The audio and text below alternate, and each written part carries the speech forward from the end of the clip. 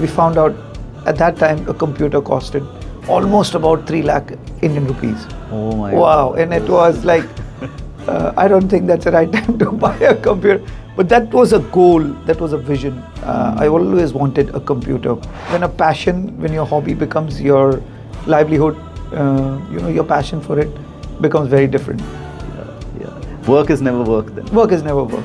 I have been attacked a couple of times. My personal computer has been hacked. Really? It's a natural thing, Yeah. But sometimes you can't prevent things to happen. You can always do processes so that the damage, what happens, doesn't impact you too much. I've had good journeys. People working with us, people trusted us. The game of this name is trust. It's all transparent out there. We see it from where we see it from the angle of the owner. Yeah. And being an owner, I try to put not 100%, I put 200% of it.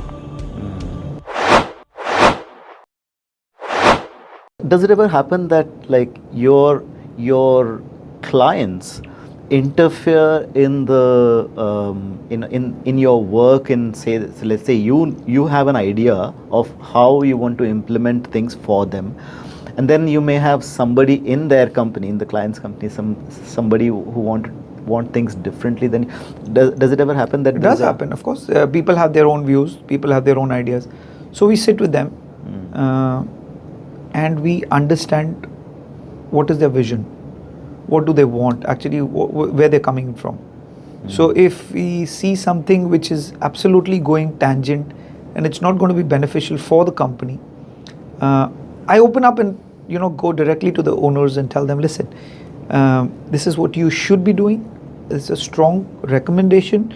I can't, of course, penetrate inside your company and do what I want, because this is nothing to do with us being there. We are here to guide you, help you, support you. And I feel that this should be done this way, and we have to learn. So end of the day, I learn a couple of things from people as well, because somebody is implementing and it has been working fantastic for them. I not only implement it there, I take it to the other clients as well. Yeah. They have been doing this right for a couple of years, and I think it should be done. So I had this incident where people used to not back up emails, and in a very raw way they used to put it across and print it out, or keep it aside. And I saw a lovely company doing it. They had a very systematic way of documenting those backups and doing it. And I learned it from them, and I said, please educate me, because you need to educate yourself every day. Yeah. And we implement it across many places. Oh, nice. And it's so important, right, that to have that. So learning is the key. Yeah. And actually helping others. So the whole idea of me starting a business was to help others. So this is like, people have got trouble in their computers. What sort of a trouble you can go through? My computer is not starting. I've got a crucial meeting. At that point of time, this was the thing, I'm not able to print, my internet's not coming, my email's not going. So then along the way, you had different challenges. Yeah. I've lost my data, I've lost, I don't have backups, I don't have people, I can't, my Zoom's not working, my things are not working. How do I adapt to this software? How do I adapt to that software? Yeah. And what are the most recent kind of challenges that people face with the advanced technology now? Are there different kind of challenges now? So infrastructure wise, there's been a great shift from on-premises to being on cloud. So people have got different concepts of cloud. Some say it's very easy, some say we don't know, we're not secured, where it's going, what's happening. They have to know the pros and cons of being on cloud, on premises, and what sort of criticality you're going through, with what sort of, you can't just publish everything with, on cloud. You can go to secured clouds, you can go to secure data centers, you can do many things. But people are I would say, the in-depth knowledge required needs to be imparted well. Does it make a difference, like,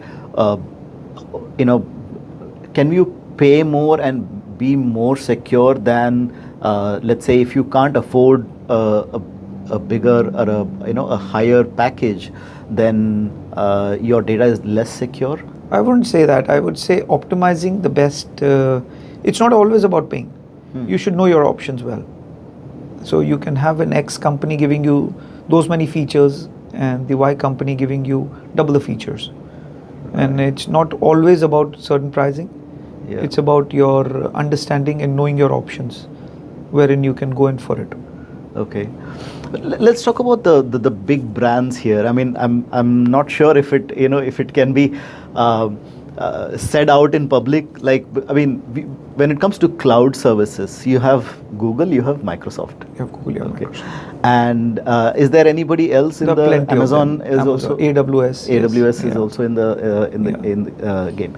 Now, what's the most common, and what are the, like, are people choosing Google and completely going Google in their entire setup like that? Or? Yes, people see, it's a brand loyalty. I would say people like it's a preference of what they want to get into. So a couple of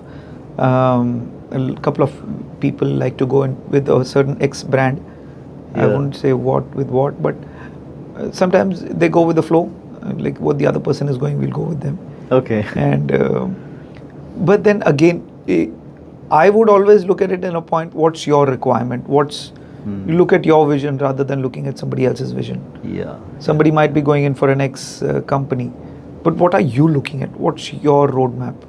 So your first point of interaction is with the client is like you sit down with the client, you understand from them what their they requirement need. is, what their requirement is. Yeah. So if somebody says, I'm a designing company, then you wouldn't go in for a normal computer, you would go for an X certain amount of computer.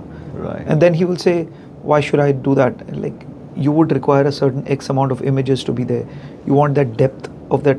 So a very small example, if a designing company says, I want 3 monitors or 4 monitors attached to my computer so that I can, I can widen my scope and see well. With the normal computer, it's very difficult to put that. And with the resolutions with you want to go. So there are graphic cards which will go actually into the resolution of it. And you can see things, you can zoom into it properly. You can use a certain X amount of software. So your softwares also have got minimum requirements, which can go through it. And a 2000 dirham computer will not suffice that sort of work. Sometimes computers can go up to 20,000, 30,000, 40,000. Yeah. So depending on the situation, depending on their requirement, you'll have to explain to them what. So it's the whole idea is people, if they are aware of what they're, and most of them come up with, when they're very specific, they know exactly what they're looking for. And it helps a lot, because when they know what they're looking for, it's a very minor challenge, channeling of what is actually required. And we help them get those sources, and it's not easy getting again many things. It's not just like going and picking it up from online and assembling it or putting it across. So you don't know what matches what. Yeah. Let's talk about the team. I mean, right from the beginning, when you had your first client, did you have employees with you at that time? Amazing. I started very fresh, and initial about a couple of months I didn't have anybody as a support line. Then I understood, no boss, I think you need to have somebody. So I had 1 or 2 people assist me. Okay. And I had a very small team. So I didn't take off like a. So again, my parents, my dad is a good guy to me. He says, don't rush into things. Take it gradually. And by the time, 1 year, 2 years down the line, I had a small team, but we were doing fair enough. And then economical situations changed. So again, it was a blessing for us, because we didn't kind of go that much behind, because we didn't have that much to lose as such. And we sustained many things. So these team members that you had were all like onboarded as on your payroll? Onboarded. Okay. I always had people on our premises, on board, and people with us. And they worked along. A couple of them were trained. They also educated, learned, upgraded during the path. And we had people come and go. Sales team come and go. Technical come and go.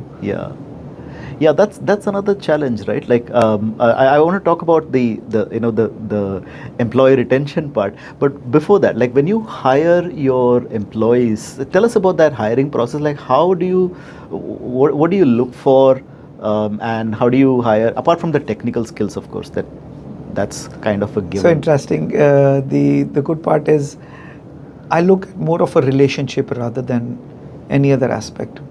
You can always groom a person, you can always technically advance him. You can always do many things. The person has to be gelling enough to come into an organization, because with what sort of mindset he's coming in is very important for the other team members, for the other group members. Yeah. Even if it's a small team, but it makes an ocean of difference.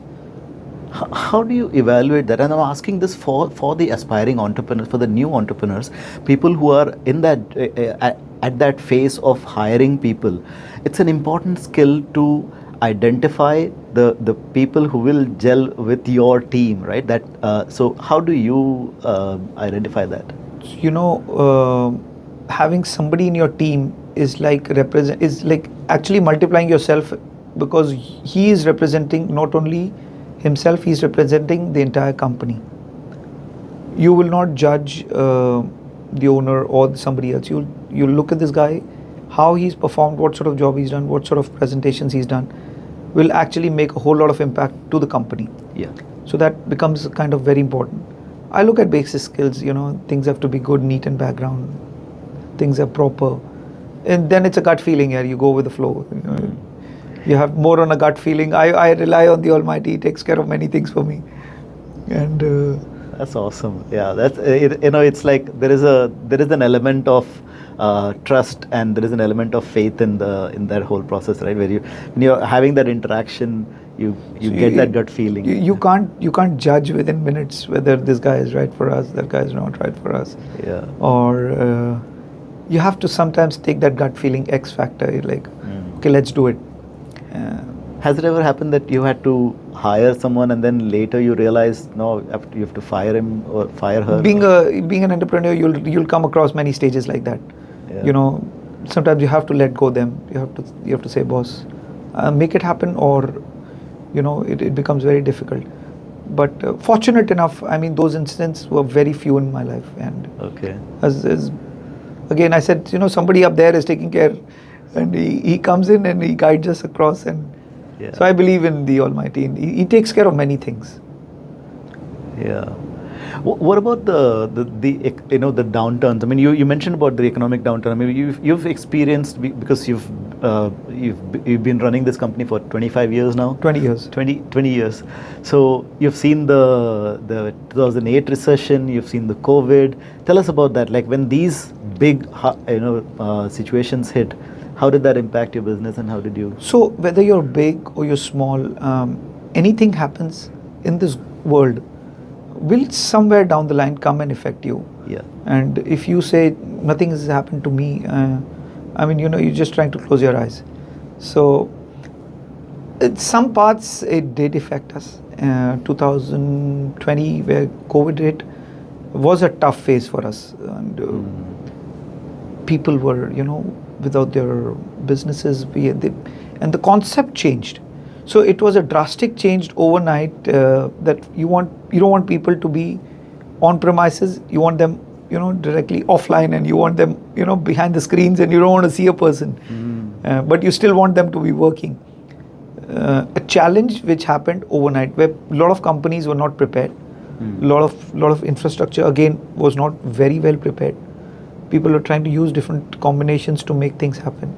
Somebody says, use these remote softwares, use that software. Again, a very insecure way of doing things. And we also had our challenges, because people had their business affected. Our business also was affected. So I believed again in one thing. I started all by myself. Okay, and I reached a stage where I had to start all over again in life. So I said, okay, fair enough. I could start then, I could start now. Yeah. Again, the Almighty had some different plans, and I strongly believe that He takes care of you, and I feel that there is something good every time happening to you. You may take it as a challenge, you may take it as something which is not as per your line, or as per something which is not happening as per your wishes. But there's a bigger story to it. After 2020, I had to come back to scratch, and I had to start all over again. It gave me a lot of exposure to come back and interact with people, and come back and make things happen in a different way. And touch wood, I mean, look at you. I could bump into you. I could have this lovely podcast with you. Amazing, Yeah. So amazing. And during COVID, I remember before the podcast, when we were talking, you told us about an incident where the client they didn't want people to come in, or there was something about where you wanted to. I saw a lot of people again struggles. Yeah. So we were catering to one company and they wanted us to send our people there, and I put my hands across. I said, sorry, I can't risk my people's life, and nobody likes to hear no. Yeah. So, but then I always take care of my people, and I still believe that taking care of people is important because they are what is making you happy. So this was during COVID, COVID. Sending your employees would have meant risking their lives. Yeah. And you took that call. I took that call. It was business or empathy, I would say. Yeah. But then I think risking is too high. Hats off to you, sir. Hats off to you for that decision. I mean, it's really this is what makes your team, right? Like your employees know now that here's our boss who takes care of us over business. And, they do. I mean, that's you can't risk anybody's life. Absolutely. That's something which is not in your hands, or you're not meant for it. Yeah. Amazing, sir. Amazing journey, amazing experiences, and what a like growth, right? And you've done it twice. I mean, during COVID, you had to start all over again, and so now how big is the team, and how do you? So we are reassembling ourselves. I lost a lot of people again. Oh. Some people had to leave, and they had to go back, and we had to shrink our team. So again, we came back to a very thin infrastructure. Okay. But again, in the last 2 years, things have again the economy is booming. It's amazing, the outside infrastructure, the world, and especially this part of the world. It is amazing, It is what a boom of all thanks again. Things have come up very well. They're outside. There's a lot of opportunity where people can do a lot of things now. So things are moving again. We are coming back in good. We have done a couple of good projects in the last 2 years. Yeah. And a lot of people, because their businesses are booming, it's a blessing for us. Yeah. There's one more thing I wanted to ask about the in terms of team members, right? And because you're in the field of technology, there's always like people come, they learn, they grow, and after a certain point, they want to either leave, they start them something on their own, or go and join some other company. Does that happen? Like human tendency. You can't change human tendency. So everybody looks at their growth as well. Yeah. We try to give them the best cushion we can, but after some point, we have to also give up a hand. Say, this is the max I can do. Yeah. I mean, people have their own expectations. It's not always what you see is what is happening. You might see a business coming up to us, but we have our own expenses. We have our own things to follow. Yeah. A certain position, a certain an angle would have a certain limitation. You can have commission structure. You can boost their energy in different ways. You can educate them. You can always upgrade their skills. And but yes, you do face those challenges where suddenly they'll come up and say, sir, I think we are on a dead end where either we go left or right. Yeah. Well, you have to take those decisions. Is it like mostly because of money, like they're getting more money somewhere else, or are there other, in your experience, when people leave, what kind of reasons do people leave? People have their own see, again, what we look into things, any human would have their own challenges. Sometimes finance could be one of the aspects. Sometimes they feel, no, I think we need to go back, or we need to go somewhere else. We might have to go back to India, or we might have to go back to the place where we came from, or we need to advance and go back to a different place, walk ahead. And I would say, yeah, it's all the best to them. But relationship is something which grows along the way. So as long as you're able to meet that person across the road and say hello in a nice way. Still see eye to eye. I still see eye to eye. And I would say I'm fortunate enough that I can do that. You know, Yeah. somebody walks across the road and says, "Sir, amazing working with you." Yeah. It was, again, I count it as a blessing. Yeah, yeah, and it works for both ways, right? I mean, It does. for the employees also, you have to make sure that, like, you don't burn the bridges behind you. You have to maintain that relationship, and job is not always that. True. Even I would say it's not only with employees, it's with the competitors. It's with, so I work with a lot of competitors as well, and I tell them, you know, why not join hands and work? You know, synergy is the best key. Yeah. So I may not be able to reach out to many places. You may not be able to reach out to many places. Like I work with a lot of them and say, you know, I have a small team. You've got a small team. Why not merge the team for, you know, for this project? You take it under your umbrella, we take it under our umbrella, and work with it. And we do at times, you know. Sometimes we get a cabling project, or we do infrastructure projects where we need somebody's support. We take, you know, we give them a subcontract, work with them, move along. Wow, that's amazing. So Synergy is the key. Yeah. You know, you can't have everything under one belt. Yeah, yeah. And as an entrepreneur, the sooner you understand, the better it is. You don't need to compete with anybody. You can always join hands, and that's a bigger circle in life. So today I've got a couple of my competitors who are my, you know, kind of associates, who are my supporting partners, who would say we work together. I mean, you know, I give them business, they give us business. We work in a synergy. I take a project, they take a project, we work with it on, you know. So collaborate instead of compete. Yeah, of course. Collaboration is the key. Yeah. You can't compete always. I mean, you know, it doesn't take you long. I mean, you know, competing. I mean, you know, you're taking your nature into a backward way. If you collaborate, the other person is very happy. Yeah. He's getting business as well. Yeah. I think this like your perspective to life. It's very beautiful, like the way you look at life, Sethi sir, and that comes in your leadership style, in your business style. It kind of, you know, makes a difference in the way you run your business, and it creates that environment for your company like that. What's your advice for people who are just getting started? This is very, and I'm asking this because, you know, a lot of people have experience in business, but I've seen very few businessmen with the kind of attitude that you have. So I want to know from you, how can people develop something like this, and what's your advice for? So, why are we competing? It's a basic question. We are competing for what? To be the best? I don't think so. Because that's going to take you nowhere. You have to, if you have to be the best, you have to be the best of yourself. You have to compare yourself with yourself. That's exactly where your point should be in life. You shouldn't be looking at others' plate and say, I've had people who come up and say, sir, you know, within the company itself, so this guy is being paid more and I've been paid less. I said that the problem one day is, if he's going to get a problem, would you be expecting the same problem in your life? He's got a problem, I need also a problem in my life. You won't say that. Then why do you expect, why do you see only one part of the coin?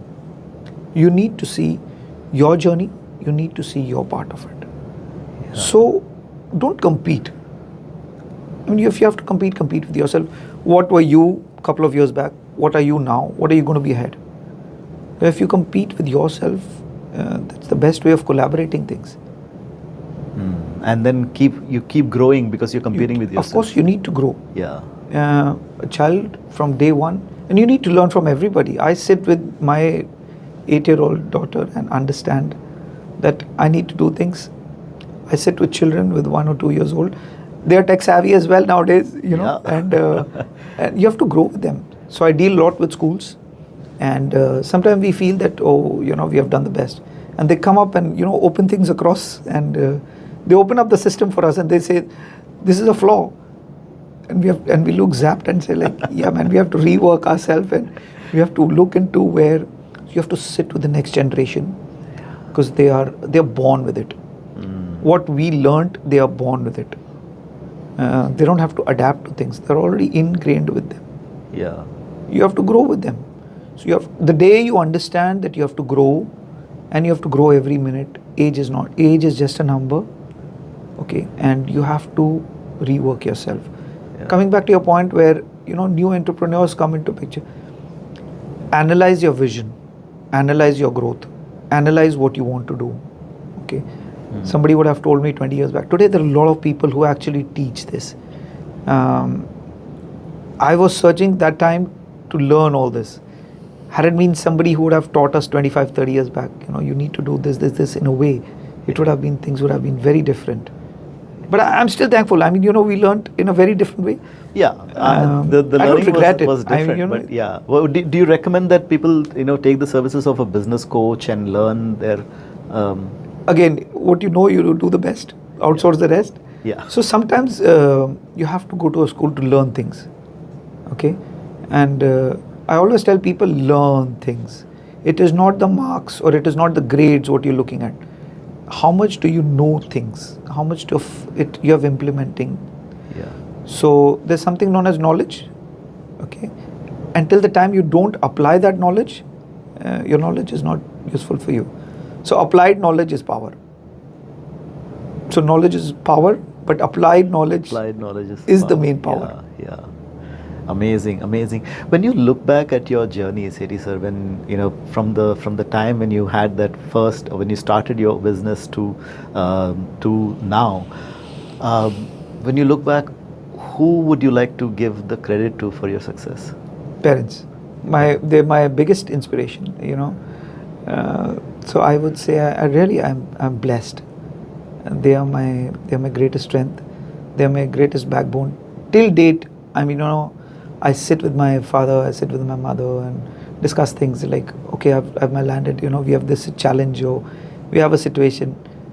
One piece of advice from them can mean a lot.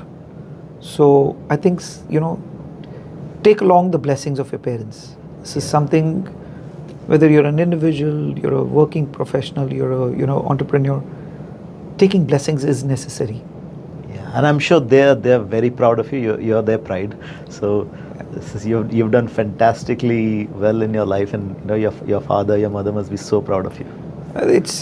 I'm blessed. Yeah, I'm blessed in a way that yes, education. My parents are educated, so they could guide me in many things, and they still do. That helps. It does help. Yeah. Their guidance plus the blessings that they have on you, right? That when you said it's Almighty has been kind, and this all comes from the blessing of the parents, right? It does. It does. I always believe that having a blessing can take you across anywhere. Yeah. You can walk oceans. You can go anywhere. Sethi sir, fantastic conversation. One final question before we wrap up here, and it's a very selfish one for me.